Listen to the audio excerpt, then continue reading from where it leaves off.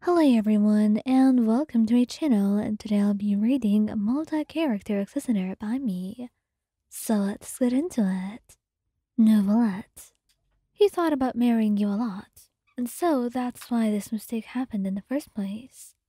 He's been wanting to do that for a long time, but he's never been able to say it. It's a little bit too much, and he doesn't want to frighten you and be a little bit too forward too soon. Instead, he wants you to do things at your own time. He doesn't want to pressure you into anything. So, when it happens that he actually calls you his wife, it's a total accident. Not that he would never want to call you his wife, no, but it's simply that he was not ready to do that yet. It was a lot and quite overwhelming for him, too. He had no idea how to do this, because when you acted, you looked at him, laughing softly. Neuvillette, did you just call me your wife? He stayed quiet, and he hoped that by staying quiet you would drop it. But the look you gave him was a knowing one, and he blushed, turning away. Yes, I suppose I did. It was merely a slip of the tongue, Oyan. Please do not overthink it. I can't help but do that. Be honest. Do you honestly think about us being married? Do you want that in the future? He paused for a little bit, then decided there was no point in lying or trying to ignore this. Not that he would ever consider lying at all. He detested the idea. Yes, I've been wanting that for a while now, but I was hoping to tell you that in a better way, he said, and he smiled gently, kissing his cheek. Well, I'm happy to know. There's no other way that I want you to tell me. But it's so sweet you've been thinking of it so much, that now you accidentally said it.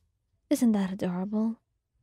He blushes brighter at your words, and just shakes his head. No, it's not. You may say that, but I will know better. It was very adorable, Neuvillette. You say teasingly, and he knows you'll not be hearing the end of it any time soon. Wriothesley. He had meant to tease you with it, so he said it on purpose. While the two of you were cooking, Wriothesley had a thought of just, your married life, how it would be, how the two of you would wake up, how your mornings would start. And a part of him hoped that it would be like today. They would start so peacefully, so nicely, that he would never be able to forget them. And most importantly, he had been hoping that the day actually comes. You would make a perfect wife. You could just sit there, and I will cook for you since you seem to enjoy my cooking so much. He stayed quiet for a bit, and he got nervous, chuckling to himself. Unless you're not so keen to enjoy my food. Oh, that's not... Wriothesley, you know what you just called me. It's a bit startling, you know?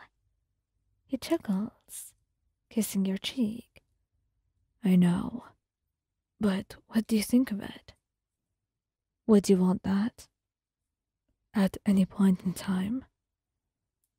You smile, tiptoeing to kiss him. Of course I do. What do you think I'm doing here, huh? I love you, Wriothesley, and of course I'd want to be your wife someday. But, I guess maybe it could be sooner than I actually predicted. Sooner? Well, here I thought I was actually very wrong. But who knew?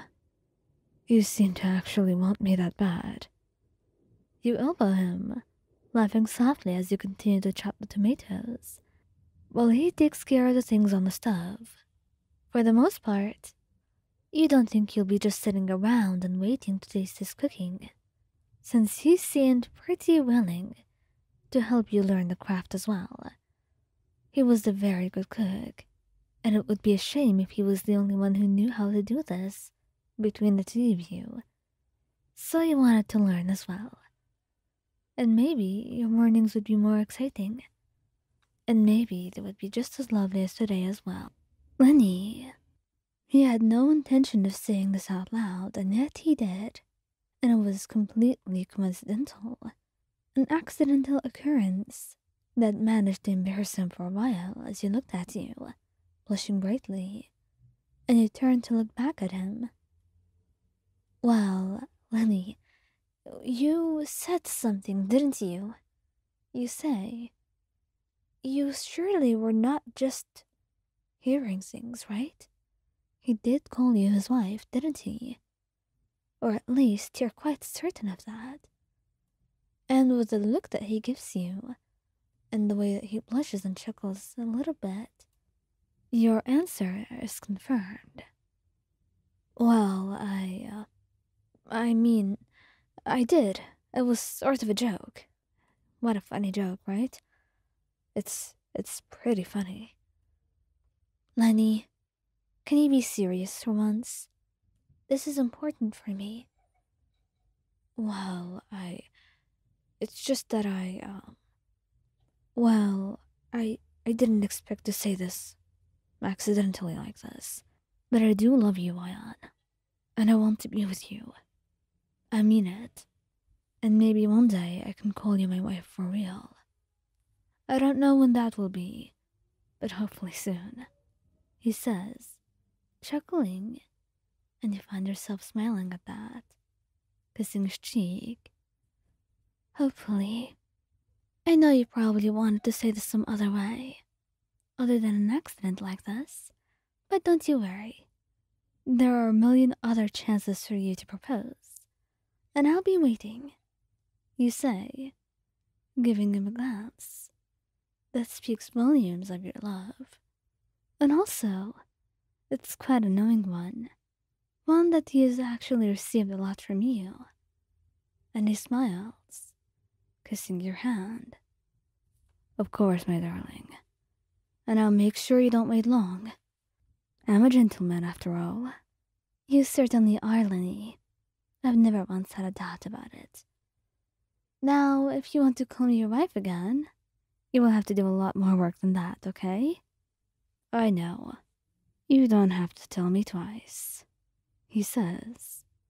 And you certainly don't, because he's had arrangements in his mind for how he's going to propose to you for a long time now, and he sees an opportunity coming very soon.